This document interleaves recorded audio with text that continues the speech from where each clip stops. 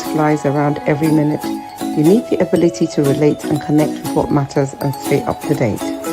Schengen Story Media News Echoes program is Africans in Diaspora and at Home's leading English news network, one of the most trusted, respected sources for news updates on current affairs as they affect global Africa.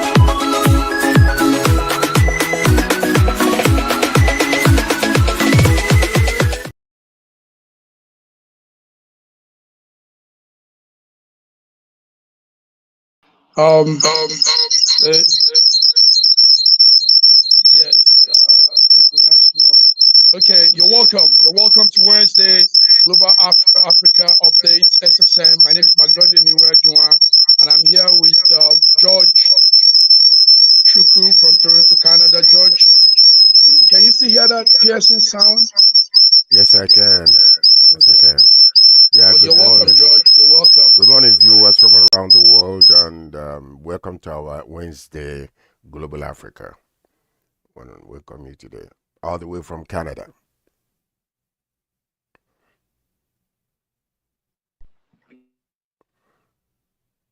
Can you hear me now? I can hear you. But that noise still persists. Okay, we'll really manage to do this. We're sorry for these viewers. It's a clash of gadgets because of the heat. We're having a different arrangement here in the studio. But joining us from Lagos, Nigeria is also Olayinka Raji. Raji, you're welcome. Good morning, Mark. Good morning, Sir George. Good morning, Olayinka Raji. Morning. Good morning, gentlemen. You're welcome.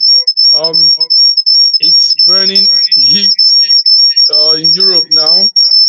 Raji, how is Lagos? How is Africa? Well, Lagos is quite warm. There was attempted rain yesterday, but the weather is fine. The weather is fine. We are really very happy about it. Okay.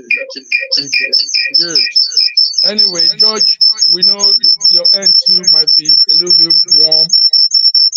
It's not a little bit warm. There is a heat wave going on, and for the past 2 days, and it's still persisting. But it will be a little better today because we are predicting rain to come. Okay, predicting rain to come. Okay, in that view, gentlemen, let's talk about the weather to kickstart today's program. We noticed that yes, the heat is blowing very hard all around the world, mostly Europe and North South America. So what we are doing is a little weather tip, how to survive this not too pleasant weather, very extreme hot weather, because we are having here in Italy, we're having complaints, people are passing out, people are dehydrating, a lot of things are happening. So we're doing this quick one to just help some of our viewers that live in those hot zones. Yes, heat can affect anyone, but some people are at more greater risks than the other. And those are like older people, people with illness, people with underlying issues, babies also. So what we recommend is to also watch out for signs of heat, signs that could affect the heat body when the pressure of the body goes beyond the level. So you could have dizziness, you could be nausea, you could be fainting, muscle cramps, headaches, heavy sweating, tiredness, and a lot. Stroke. Do you have some clue on this too? Do you have some clue? Oh yeah. The most important thing is to stay in places where you can, make sure that you're under some shade. A lot of people here, if they don't have air conditioner in their house, they go to the malls, that is air conditioned, and then take shelter in those places. Here in Toronto, they have shelters where people can go and cool off. So if the heat is so much in your place, you can go to those shelters and take just relax. And then they have swimming pools where people can go public swimming pools where you can go and then freshen up and then swim and go home. So those are things, but make sure that you drink a lot of water, stay hydrated, and then if you start feeling dizzy or start feeling fainting spells or heat stroke, make sure you call for help. Good one. But before we go on, let's welcome our diva from Lagos. Bidi Nana. Bidi, are you there? Can you see us? Yeah, I'm here. I can. Good morning, everyone. Our viewers all around the world. Saraji, Sir George. Nice to see you guys again. Good morning. Morning. How are you? I'm all right. Beautiful. All right. Well, welcome to Global Africa Wednesday. Thank you. All right, BD. So yeah, we just did a little weather tip for our people, those in very extreme hot weather condition. Please watch out. We don't want anybody to be passing out. We don't want people to die because of heat. Even though yes, it could be disastrous sometimes. All right, gentlemen, let's go in. BD, how is your weather in Lagos? It's okay. The weather is okay. Normally, by this time, it would have been raining, but the rain is not really much like that. But the weather is okay, I won't say.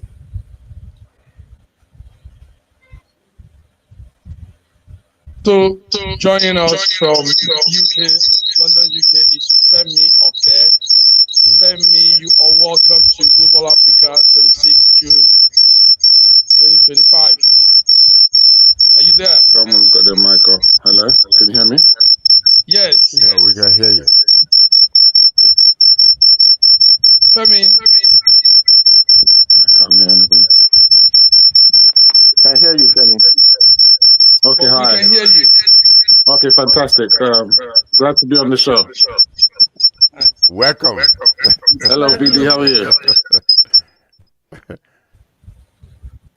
Okay, gentlemen. George and Rafaki. Someone's got their mic is open. There's feedback somewhere. Yeah, feedback on It's from Mark.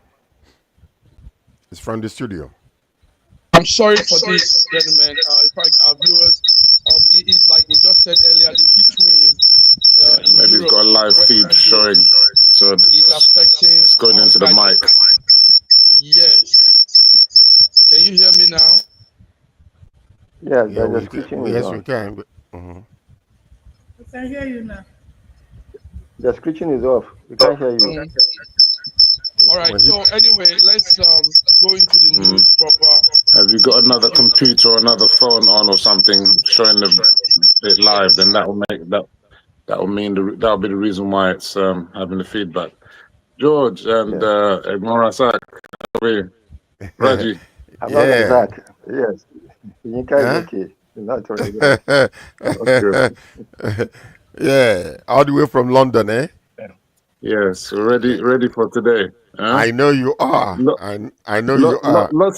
Lots of things happening in the world. Lots of things happening in Nigeria. You know. Yes. Quite a few. Okay. I hope you guys can hear me. I don't know. We're doing. Yeah, there's no feedback now. Oh, all right. Yeah, let's go through it. Femi, it's good to have you. It's good to have BD. It's good to have George and Raji. Everybody.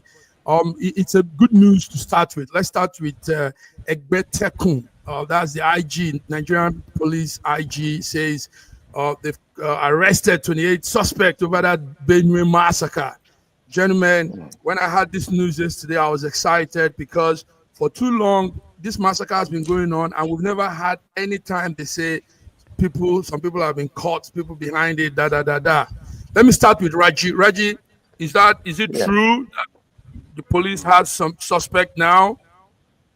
That's what the police says. I have not seen any. Right, this is not the first time terrorists have been arrested and nothing has happened to them. There are some of them who have been in custody for the past 10 years. Nothing has happened to them. So let's hope that they caught the right nothing has people. happened to them, or they weren't even caught. You said you didn't see any suspect at all. No. What I'm saying is that the police have said that they've caught some people, and that's what they're saying. I hope they caught the right people, because sometimes, anyway, don't let me go in that way. I hope they caught the right people. I hope justice will be done to those who died. I hope, more importantly, I hope those who have been displaced are being returned to their homes. Yeah. Are being returned to their homes, and that is more important than anything else. Yeah. Serious. We're talking about 200 people, BD. 200 people were slaughtered for no reason. And you have people that are now displaced from their camps, their homes, residential places. BD, tell us, what's the IAIG doing, IGP doing? That's a nice one. It started when the president visited Benue State. The first question he asked, why is it that there has not been any arrest? And you and I know that they've been arresting people, but they've not been persecuting them. Do you understand? If you go to social media in Nigeria today, they don't believe in this arrest. They are coming to tell us they're arresting 28 people. Nigerians keep saying that the same people they paraded is the same group of people they've been parading before, the prisoners. So this is not the first time they're making this arrest. You were in this country when such arrest was done in Zamfara state. And after some time, Zamfara governor, not just an ordinary person, the governor came out to shout that the herdsmen he arrested in the state, that there is a mandate from Abuja asking him to release them. Do you understand? So they've told us they've arrested them. Do they actually arrest the real people? Are they going to persecute them? Because this is not the first time they are telling us this. So now, as it stands now, Nigerians don't even believe that they've arrested the real people. They believe that they are just recycling some group of people they have been recycling over the year. Because we know how DPOs has been sacked in this country called Nigeria because they arrested herdsmen. So I just believe that Bola Ahmed Tinubu own will be quite different from what we've been saying. But there's nothing about this arrest, if you ask me. George, I know you're so concerned about situations like this. The IGP said more efforts are being made to arrest more individuals. So there are a whole lot of people in this act, this wicked act. George, what do you think? Is the IGP doing not a lot on this, or we're just like BD said, ring my rolling over this whole thing?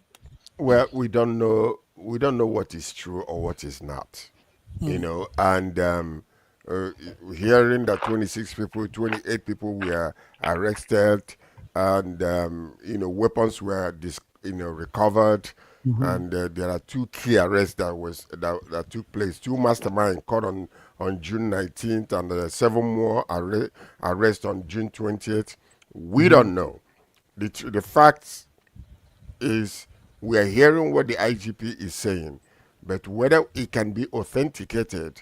But the key critical question is this: what critical or concrete sustained measures is the federal government implementing to dismantle the armed militia networks responsible for this continuous reoccurring massacre in Benue and those areas? You see, President went there to just, very concerned. We all cried out and said, sir, you need to go and visit these people. Enough is enough. He went. As much as, there was a lot of parade and welcoming, and, it was a mourning time because many people lost their lives. But yet, he asked the, question, what happened to all the arrests? I haven't seen anybody arrested, prosecuted, and jailed. He did the right thing. So, is the IGP doing eye service by what Billy was just saying? Maybe they're recycling the same old people, or even if they have arrested them, what would be the end result? Are these people going to be prosecuted, or the Malams who are actually sponsoring these people and employing them and giving them guns, are they going to go behind and make some calls to ensure that these people are out there because they are considered employees, herdsmen? that are to them more important. These cattle are more important than humans, because each cattle that you raise will fetch you up to 1.5 million naira to 2 million naira. So each one of them is very important, and that's the reason why they're arming these people and killing and wasting lives unnecessarily. So we are asking the president to please ensure that these arrests are real, authenticated, and prosecution will take place, and these people will never see the light of day until they serve their time. Because we already know, if this is true, that there will be phone calls going on behind the scenes. Why haven't why haven't we had any Fulani person coming out to make any sensible or question or even statement regarding this? Because they know they are complicit to what is going on, and it is a sad thing that is happening in that area. Oh, it's very unfortunate. Very, very unfortunate. So if there are any particular concrete sustained measures, the federal government must, Okay. and if anybody can do this, it's only George, thank Asiwaju can be the only one that can do you. it. I I have said that so many times. want us to go that route, George. George, thank you. You put this out well. Yes, you said this well, George. But I want us. You're breaking up. You're breaking up. Maybe I can answer. I'm sure you want me to give my perspective. The first thing I'd want to say is that we shouldn't have a media trial on these matters, because normally we have a media trial with these things. But it's important for the media to be involved in it, because they've been arrested, and Nigerians are right to be skeptical because of what's been happening historically with a lot of these terrorism cases and other criminal cases. But what I would want to say is that the media should keep the spotlight. Instead of saying spotlight on the judiciary, when it's Natasha, spotlight on Natasha. When it's other issues, which to me I see as minor, they bring all their cameras there, but they're not putting full spotlight on this. I would expect media people to be there, to be asking the pivotal questions. What are the pivotal questions? The IGP said that the masterminds of this dastardly act, this massacre, the masterminds were arrested, even in the place where they sat down and had the meeting for the actual, that they discussed how they're going to plan it.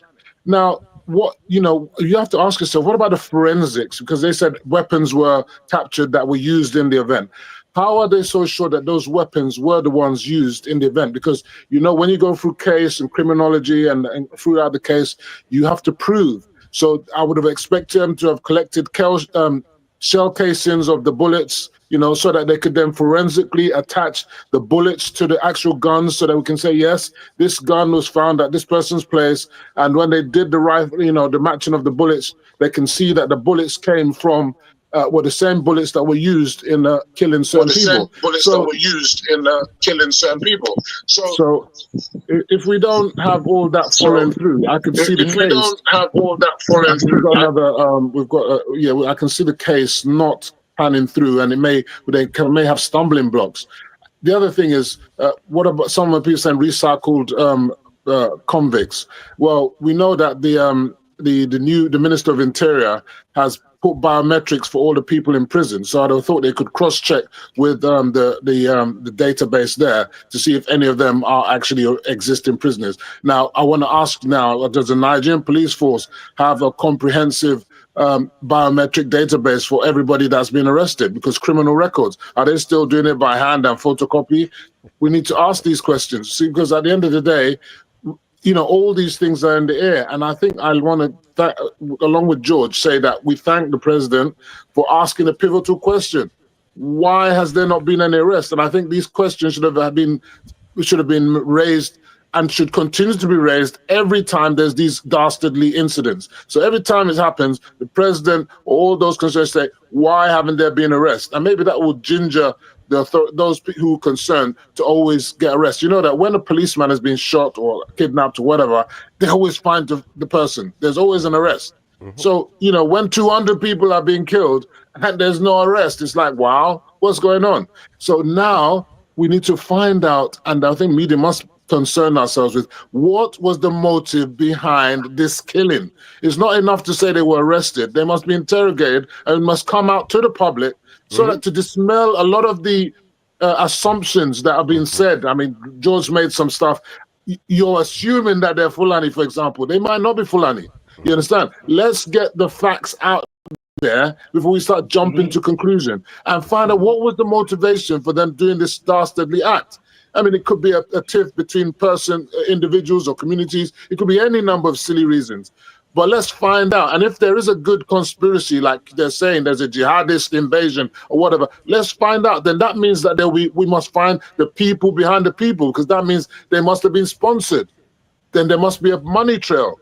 Then who are those who are sponsoring them? What is, you know, these are the things we can't just leave. And you know, the IGP said that the investigation is ongoing. And in addition, there was the killings that happened in Plateau State. They've also arrested 22 people associated with that incident as well. Innocent people going from Kaduna into Plateau State, and they were, they were massacred. You know, so this thing, you know, we're talking about self-help. But when people take self-help and then start killing innocent people, this thing can snowball with retribution and whatever. And before you know it, we start having a pogrom. So we must, you know, tailor our commentary properly so that we don't create unnecessary fear to normal Nigerians. Well said, Femi. I know you all want to respond to what Femi is saying. But one thing we need to do is let's keep it. Let's not be biased. Let's not be sentimental, tribal sentiment and all that. Let's say it the way it is. One thing that we all need to know, I was trying to say that last time, but my colleagues didn't understand. I'm not using this network to propagate something else. But one fact remains, know this. And if you could just allow yourself to understand what I'm trying to say to help. Some of these cattle rearers, some of those cows are not really the Fulani's property. Politicians, Igbo politicians and businessmen own most of those cows. Please understand what I'm trying to say. So now, if in a situation like this, stakeholders, owners of those property could also be added into this whole space, this whole discussion, you know, we saw what happened. Yes. Mark, you have mentioned that we should not go tribal, we should not go ethnic. Why are you emphasizing that Igbo businessmen own this cattle? Yoruba businessmen do as well. There are a lot of Yoruba businessmen that own cows. So you can say that yes, a lot of those herdsmen do not actually own those cattle. They are heading them around for business people who are paying for them. Yes. Don't single out a particular ethnic group. Yes. Okay. All right, go ahead, BD. BD, you want to say something? Go ahead. Yeah, I wanted to say something. Femi said that we should be careful how we talk about it, so we don't influence a kind of fear in average Nigeria. We're already in fear, Femi. There's nothing. And now you said there's nothing like speculation. This did not start today. At least the much I know, this is the third governor in Benue State that has been experiencing this excess killing in Benue State. Now, you know why Nigerians look like they don't believe our IGP? When this thing happened, 2 Fulani guys were online bragging about this.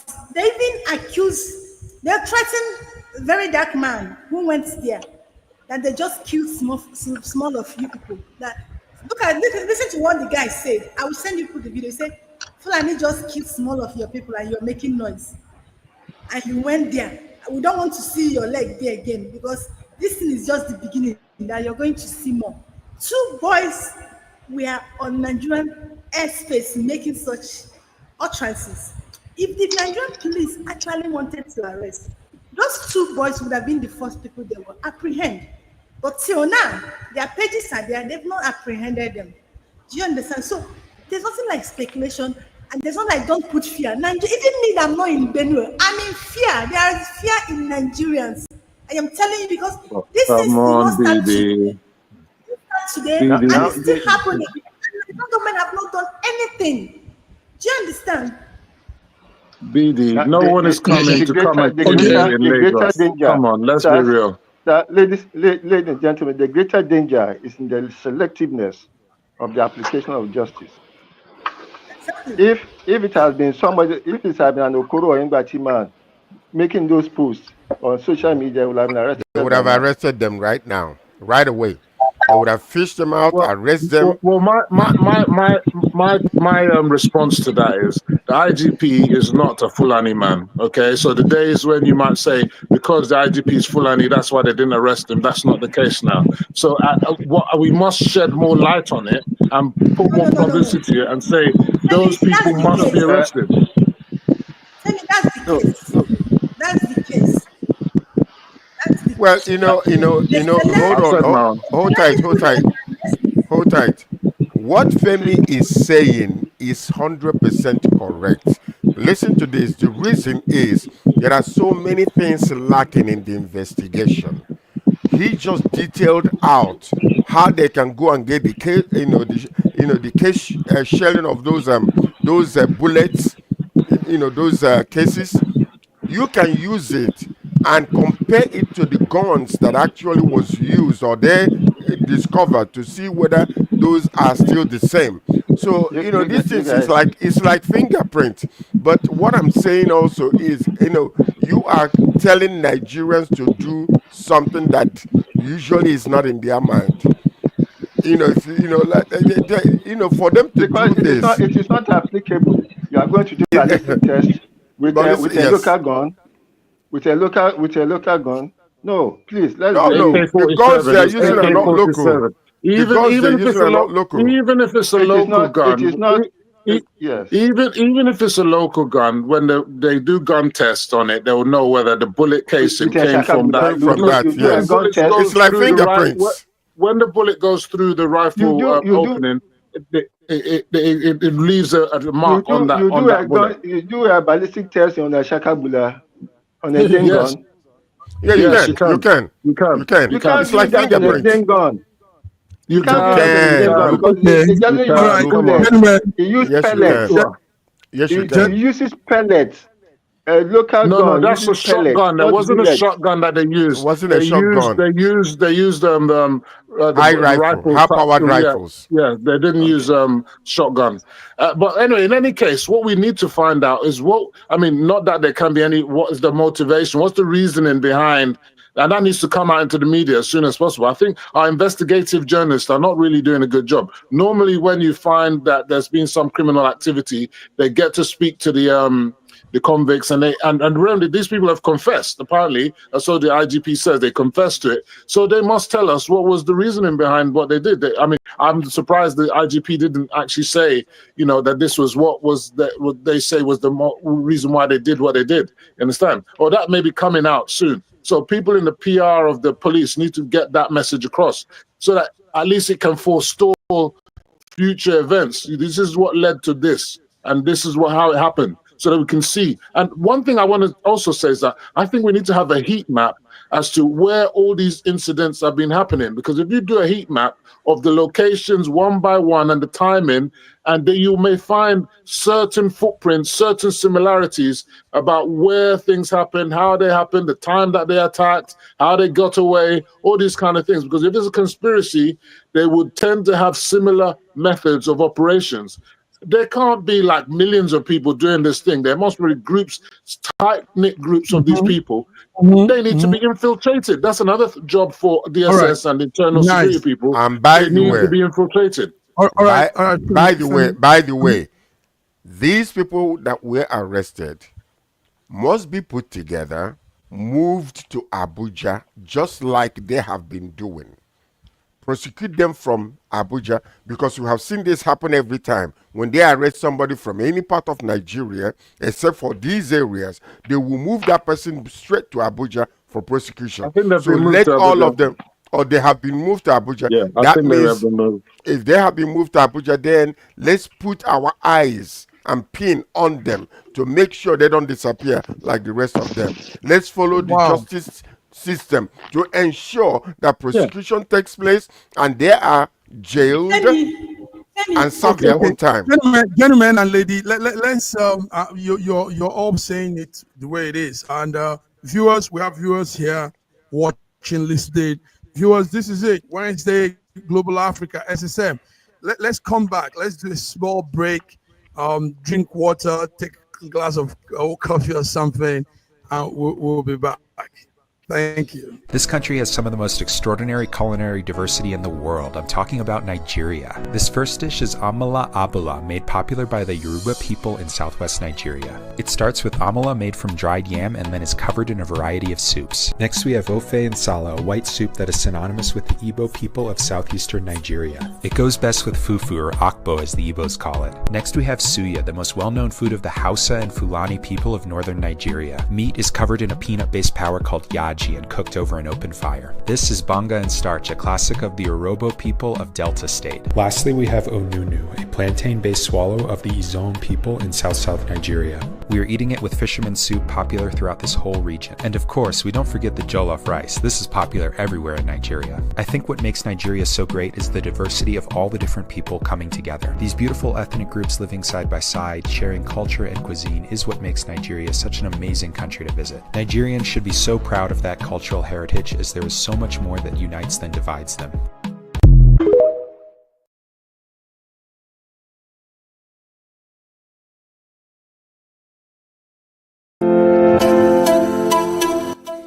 SSM's Wednesday Global Africa program brings to you our news stories, exclusive reporting, and SSM perspectives on the day's top news. Plus, the inside scoop on Africa's most important developing stories. Join us on Wednesdays, 11 a.m. West African time.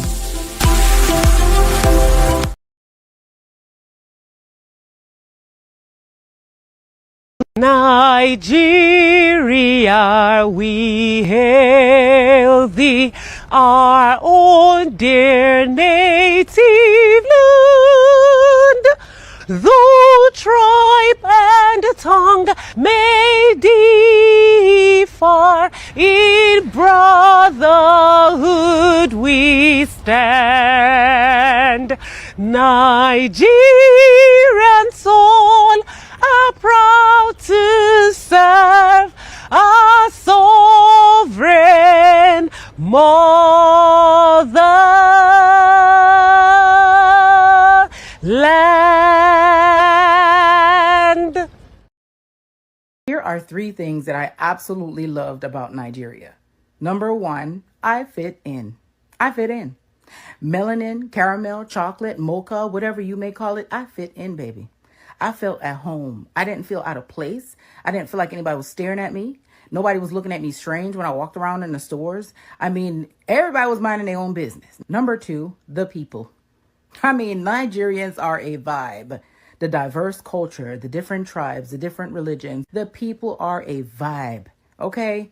Whatever it is that you're looking for, they got it in Nigeria, okay? And they see you. They see you. They notice you. There's a sense of community. People care. Yes. And of course, you might be woken up at 2 a.m. because there's church going on the loudspeaker, but hey, nothing wrong with a little godliness, okay? Relax. Number 3, I love that Nigerians are resilient. They are resilient. Very ambitious and resilient people. They don't depend on the government for anything. In a world where news flies around every minute, you need the ability to relate and connect with what matters and stay up to date. Schengen Story Media News Echoes program is Africans in Diaspora and at Home's leading English news network, one of the most trusted, respected sources for news updates on current affairs as they affect global Africa.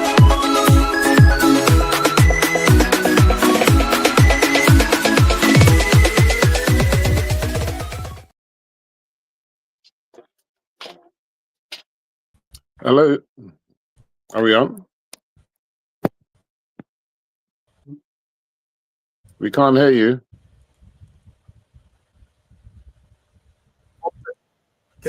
Can you hear me now? Yeah, we can hear you now. Yes, we're up. Can you hear me now? We can hear you now. Can you hear me? Yes, we we can hear you. can. George, Yes. Femi, Raji, Yes, and we can. Yes. Didi. Yes, we It's good can. to have you guys. Guys, let's do good. Let's talk about some beautiful collaboration. Yes, I can hear you too. Let's talk about Tinubu received the Queen Mary of Denmark. Queen Mary of Denmark. Didi, did you see that visit? Are you there? Yeah, Didi? we saw it. Yeah, you saw it. Can you hear me? I can hear you very well. Yeah. Yes. Sorry, Yes. we're having some lag here. Well, Okay, go ahead. Yes. yeah, we saw it. The Queen of Denmark was in Nigeria and then met with our president Bola Ahmed Tinubu, and they talked very well, and they brokered some deal to go into partnership with in agriculture, veterinary, and education. That was actually the 3 points where they are looking at collaborating. And the woman said that she's happy, brokering this partnership and relationship with Nigeria. So that's how it is. So the president said that they're actually ahead of us. So it's very, very necessary we learn from them. So they might be ahead of us in education, in veterinary, but are they actually ahead of us in agriculture? That I don't know. So that's all what I know about the visits. Okay, thank you very much. Raji, Should we was even it? ask that Yeah. question? Yes. Mm-hmm. They are surely way ahead of us in agric. They are self-sufficient in food production. There's hardly any African country that is self-sufficient in food production. Yeah. Mm-hmm. So, you think something good will come out of this visit? The Queen Mary of Denmark, as she seeks for deeper cooperation with Nigeria. Femi, you think? Yeah. Okay. Mm-hmm. Yeah, I think that it's a good thing. And if you notice, the Queen Mary of Denmark was in Nigeria. The foreign minister or VP of Brazil was also in Nigeria.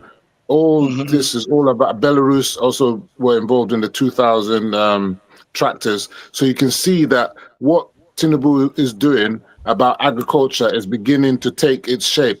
The thing I find most disturbing about the way we do our politics in Nigeria is that with just 2 years in government, people are expecting to see results straight away.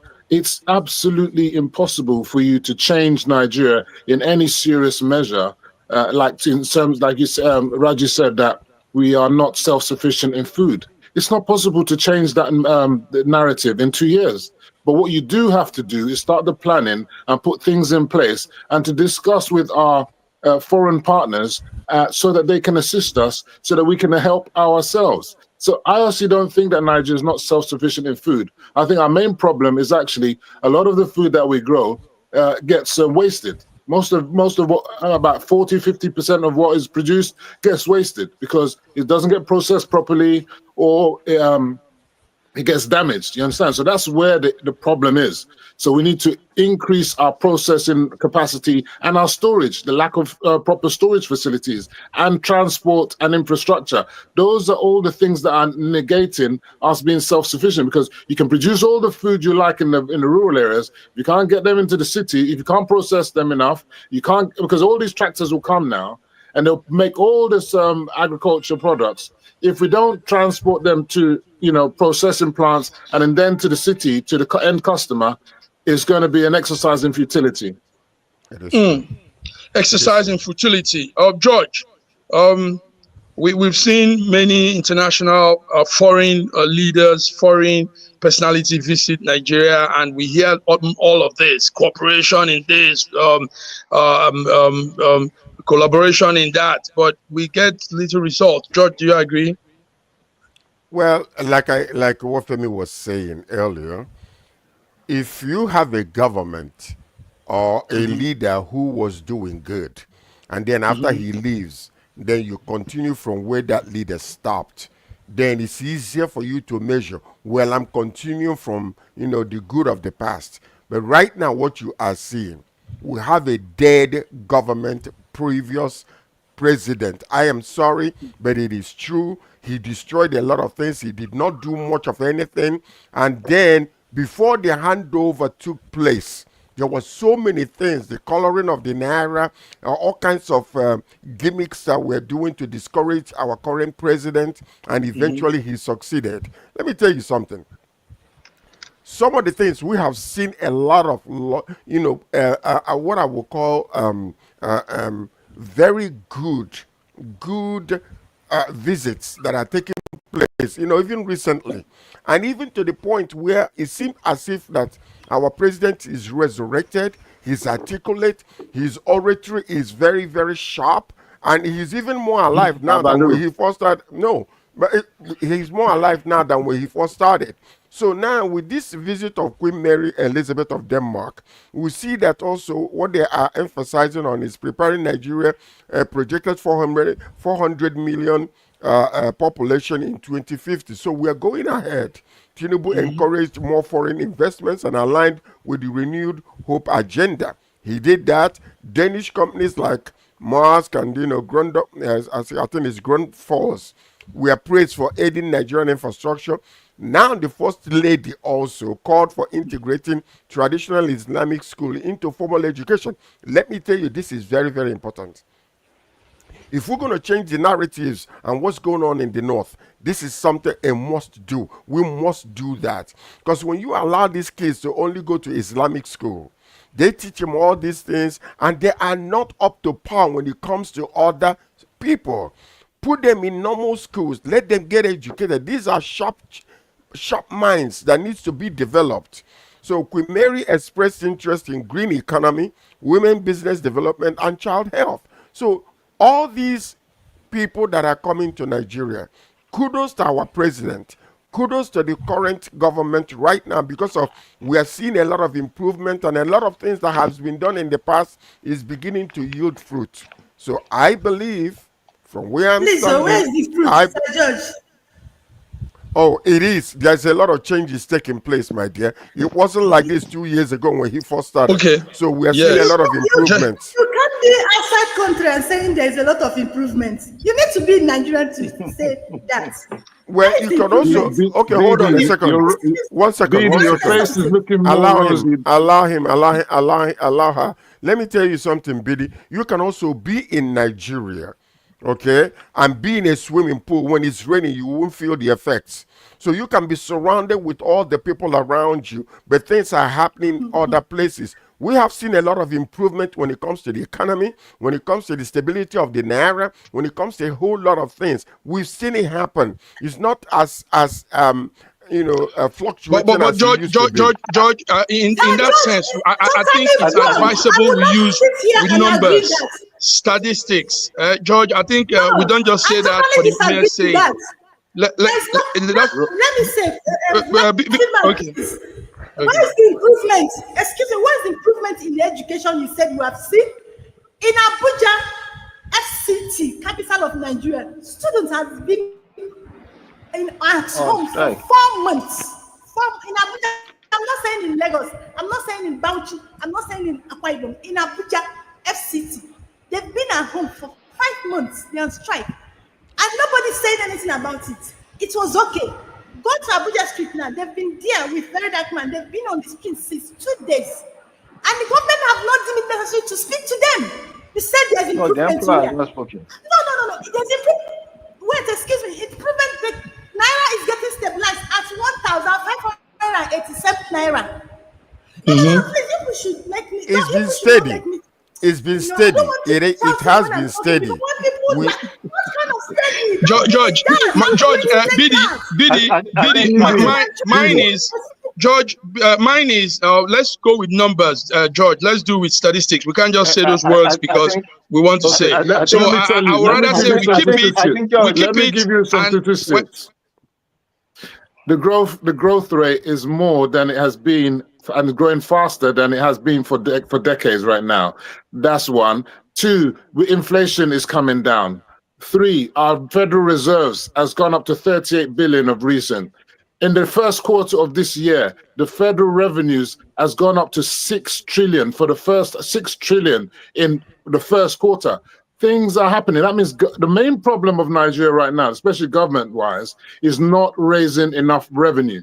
And that's one big problem. Now, Bidi's cheeks are looking rosy. She doesn't look like she's suffering to me. No, not at all. Raji too is looking younger since I last saw him the last time. So at the end of the day, I don't know what they're eating, what they're chopping, but something is working for them. Okay, I can assure you. Viewers, it's going on here. Beautiful. With the numbers are climbing every minute. Somebody says something. Let's come to the Brazilian visit too. Brazilian vice president and wife are in Nigeria, and we saw the outing. We saw the power delegate that came to receive them. They said the words again in this one is they have come to synergize with some collaborations with Nigeria in some aspects. Femi, but yes, these people keep coming. Yes, we see all of this, but we want it to go to the deep down fabrics of the Nigerian citizens. How can that be? Okay, No, Femi, hold on. What you're looking for is magic. It doesn't happen that way. If you sow, even in business, nobody can tell you that they're going to go and start a business today and making profits right away. You can't tell me you can go to the farm and sow and put your crops down and go tomorrow to pluck tomatoes or oranges. It takes time to build. It takes time to build. Yeah. I would even want to address it a different way. I'm gonna go into ChatGTP and I'm gonna ask that question. What are the dividends of democracy? And the thing that I find most disturbing about the narrative of opposition, and many Nigerians, yourselves included, is you put this pressure and this demand of perfectness that you think should be happening immediately someone becomes into government. And I just say to you, it's not government's duty to provide job for you. It's not government's duty to put food on the table. It's not government's duty to do many of the things that Nigerians expect their government to be doing for them. And I think the incapacity of Nigerians to be used there, I mean, some of them are doing it. They're using their ingenuity in the midst of the scarce, the problems that they're in. There are so many opportunities out there for us to grasp. Now, if Nigerians or individuals, businesses refuse to take those opportunities in the light of what's happening now, that's down to them. They shouldn't be looking to the government to blame themselves. If you are working in a field and it's not working for you, transport yourself to look for something else. Learn, improve your skills, go into another trade. They've already told you that, look, you know that when Dangote was doing his refinery, do you know how many thousands of welders had to be imported into Nigeria? Because we don't have enough welders in Nigeria. So these are the things I'm telling you, that if you were to become a welder now, working on those, you wouldn't be out of job. You understand? If you're an electrician, you're a plumber, you won't be out of job. If you're a builder, because Nigeria continues to need building. So we need to increase the skills of people, and they're doing that now, and getting people to reorientate themselves. Don't look to be a cushy number sitting in the office like some people here. Go out there and do something with your hands. Do something productive. I've started my farm. I'm telling you now, and it's working. And we just tilled 27 acres of land. You're growing corn and cassava, and we're doing more. So if I can do that, even from my so-called old way in UK, and I know the number of people we've employed to do that job. We're using mechanized farming as well, like President Tinubu said, to make it sexy. We're not doing it with hoe and cutlass. So that's happening now, live. I can take you there. I can do videos of it. It's happening live. And there are thousands and millions of Nigerians. And I'll tell you the last thing I'm going to say on this. The rural people are making the most of this so-called inflation in food. Because guess what? They're the ones growing the food. And now they're getting more money for the food that they're growing. So they're actually being able to buy things, to buy car, to buy a motorcycle, and so on. So things are actually good for them. Those in the city that are sitting down on their ass, it might be time for them to say, you know what, maybe we need to go back to the village. These are the things that are happening right now. We need to change the orientation and stop lamenting. I can't stand people continue to lament and tell lies to the Nigerians. You sit down in Lagos and say that you're fearing for your life. Are you for real? your life is nowhere in comparison to someone in Taraba, someone in Benue Plateau, or anywhere like that. There is, or Borno, those are real fearing for their lives. No one's going to kidnap you where you are right now. So what I'm saying to you is, let's be real. Stop pandering to this fake narrative when we should be focused on the real thing, which is build our economy, build your individual self to improve yourself within the circumstances you find yourself. Beautiful. Well said, Femi. Well said. Well said. Well said. Can I say something? No, Okay. let me Can I say make a something? comment. Rasak Raji hasn't really spoken, you know, we're cutting him out, you know. Yeah, Razak Raji. Raji. Okay, go ahead. Go ahead, BD. Let's be the talk. BD, go ahead. Sir George, let Sir George finish speaking. Okay, no, I was just talking No, about, go- you know, the Femi, Brazilian vice I president like the way you visit to. spoke. Go ahead, BD. Go ahead. I like the way you spoke. Excellent. Very well. Now let me remind you. You said that the governments do not own any Nigerian to provide food for them. But in Nigeria, the governments don't own you a job. Now, please, can you 100%. kindly tell me how you will get a job in a country that is not viable, nothing is working? When I was a child, many companies I know, as I'm growing up now, are no longer in Nigeria. They did not leave Nigeria because of their problem, but because of bad government. Now, wait, I'm coming. You live in UK. Femi, you pay tax, and when you pay tax, you see services of tax you're paying. Even in that UK you live, there's what they call tax reform. You pay tax when you come into your house, you on your tap, it ons. You on your power, it ons. You have Nothing a road. to do with tax. Let me finish. But in Nigeria is a country where people will pay for electricity, but they will depend on gen. People will pay their tax. They don't have a road. The car they drive, they go to mechanic every day because of bad road. Just you pay for water, you don't use water. So many things. Now wait, I'm coming.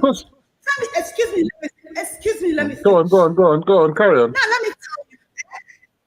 Nigeria, see, when people like you use this kind of words, it gets me angry because Nigerians are very industrious people. Nigerians are not lazy. Nigerians want to work.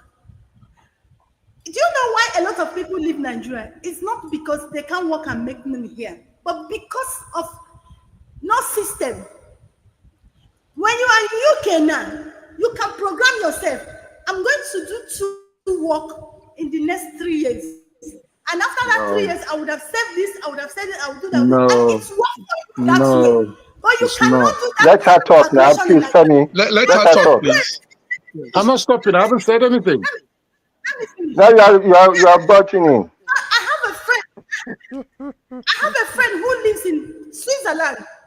He washes plates in a very big restaurant, plates. And he said he takes 1,007 euros every month. How many graduates in Nigeria who works in office takes that kind of money in a year? BD, you're not BD. You see what I don't like? I don't like when we come, media people come and we keep making this news thing. We'll become. I'm going to explain to you. But carry on. I will have to respond to you. I have to respond to you. But go on. No, it should be one and one between you and BD. No, please. No, I would like you to speak. Raji, I've already said you should speak. Oh. Please. You will speak when I'm speaking. We will not call ourselves media people. We are the watchdog of the society. We speak for the people. And when we come being biased in what we say, what happened to an ordinary people? Okay. Do you understand? Now, if these people are coming, what is the fact? You can't tell me Tinubu is doing this. Tinubu. We will know that Tinubu is working from the lives of average Nigeria. Tinubu is doing it, but an average Nigerian is not feeling it. And you tell me he's doing it. It is our duty, it's our wish that he will do and work and let it get better. But when he's doing this, and an average Nigerian is not feeling it, means he's not doing anything. And we wish he would do. Hey. Nigeria is a very interesting country. And the concept of government providing jobs. I left university in the early 80s. I left without thinking that I have to go for the government to find me a job. I do not believe that the government should create jobs for you. That the government should have an environment that makes it easy for you Enabling environment. to self-employ and then to be able to employ somebody. If one person can employ another, the unemployment programs we have in this country will not be there. But one thing I noticed, and this is what I've complained about even to my fellow entrepreneurs, why is it that it seems as if the moment you're about to take a step that will make you viable, the government will bring a policy that will disrupt your move. So if the government could, for instance, keep an enabling environment, keep things steady as stable as BD is saying, where you don't have a serious variation of foreign exchange variation. When at a weekend the exchange rate was 500, by the next morning it was 1,200. You cannot plan in such an environment. Yeah, but for the past year, if the environment is stable, yes, government makes most of this money through taxes, but you cannot tax an impoverished population. And then can I just respond? No, carry on, Raji. When you finish. No, but you should have let me finish before you start. Sorry, my apologies. My apologies. So now, as I was saying before, I was the government should make it easy, give us an enabling environment for us to. I've never gone to look for a job since I left university. I worked with the NTA for about 5 years, and I went out on my own. I've never had to look for a job. And I've always encouraged people, learn a skill. If you have gone to school, you've come out, learn a skill. All my nephews, all my nieces have a skill. Some of them are tailors, some of them are doing POP. So they do not have to go and apply. How many places are there for people to apply to? Sorry, Raji. It's taking too long. Man, listen. Can you listen to this, please? They said the more the merrier. You should see the number of viewers today, and maybe some of you shared the link or something. We have quite some number of people listening, and it's been beautiful. But you see, we have this time issue here. At the time, it's fast spent. I wish we could go further because let's go further because we're talking about the Brazilian vice president visit to Nigeria. Go on, George. Okay. The Brazilian vice president Geraldo Alckmin and his wife Maria Lucia arrived in Nigeria. You see, let me tell you something. Let me say this. Okay, if the point we're making is this, we know the condition in Nigeria has been dire, but the problem we have had is when we continue to bring in negative and stacking up on negative things, it depresses people, number one. Number two, it makes even the situation that is even worse than what it actually is. There are some things that are happening in our country, whether we like it or not, whether it's trickled down all the way down to the everyday Nigeria. What you're seeing right now, most of these visits that they were received, by Nigerians. This is the vice president, and this is not a pleasure visit. They didn't come to do dancing. They came to, do collaborative meetings. So these things eventually will pan out. So what you are seeing here, the dialogue aims to deepen Nigerian-Brazilian bilateral relations in trade, investment, and strategy. Whether we like it or not, some of these things might pan out to be profitable right away or some in the future. But something is happening. It seems like we are, it's getting brighter and brighter in my own view. Now, the people at the bottom, maybe the sun is not shining on them as much right now because they're still listening to, all the negative things, and they're not able to move or to, actually use their mind. Look at Femi. He left UK to go to Nigeria. Now, this is what I'm talking about improvement. Everybody is talking about agriculture. He made a move. Many people have more lands than Femi does. But they will not go. So hold tight. Can you please stop interrupting? No, that's wrong. Nigerians are not lazy. No, we didn't say that. Hold on. Is very small. Hold on. So you guys are interrupting. Can I make my point? No, I didn't say Nigerians are lazy. What I'm saying, you can be this, the most industrious individual, but if you're not able to take advantage of the opportunities that are right in front of you, then what are you doing? So you have to be able. What I'm saying, why are we complaining? Okay.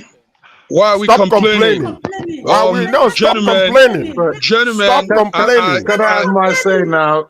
My God, I have to have a say, man. Let me close out, man. Let me close out. Okay, let's close up. Yeah, go ahead, okay, Femi. So in closing up, I will respond to all these things. But I want to say that despite I despise Donald Trump, and you know that, right? But I must give it to him that he's been fantastic on this one with Iran and Israel, in the sense that he's managed to supposedly destroy Iran's supposedly pursuit of weapons of nuclear weapons. That's been gone, and the war, and he's managed to make Israel and Iran have the ceasefire. So that's fantastic. I just hope that he can continue that in Gaza and make the Israelis stop their genocidal action in Gaza. That's fantastic.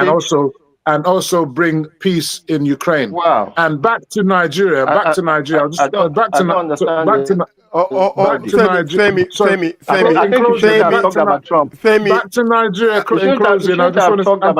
let me finish my point. Friday. The Chinese are bringing in the biggest EV electrical vehicle battery plant that's going to be built in Nigeria. That is as a result of President Tinubu going to China and have a meeting with President Xi. So when you say, what are all these things happening? These things have consequences, and you will see them in due course. It might not affect you directly, but as I said to you, those people are growing food in Nigeria right now are making bumper harvest, and they're making bumper profits because the price of food is gone up. So if you want to make money, you know what to do. That's why I'm going into agriculture. So it's up to you. If you want to join me, all right, please join me. Gentlemen. BD, I wish you guys could be coming up more like this. A lot of issues will be trashed out, and it will be beautiful. But because we really see you, and we're happy to have you guys today. Femi Okay from London, BD Nana from Lagos, Nigeria, and the two great regular panelists, coordinators, George and Raji. I want to thank you all for coming. Our viewers, it's been wonderful today. I mean, this discussion here has really been on fire. And we also want to apologize for the network glitches. Yes, we're really deeply sorry.